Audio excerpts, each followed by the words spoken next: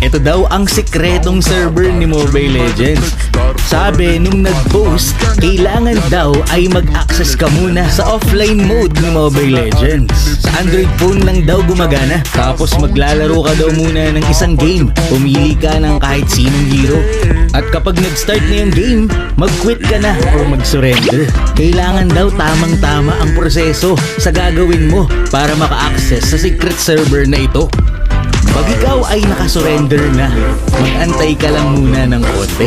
Tapos i-click mo lang yung continue. And then pagka-click mo, dapat i-on mo na yung wifi or data mo. Tapos sabi niya, kailangan daw exit mo or pindutin mo yung back button ng 2 beses. At ayun na, makaka-access ka na. At kung mapapansin nyo nga dito, it's a fact. Zile eu alerg, gheal mile, mile, mile, mile pe Maidan pentru tine, tine.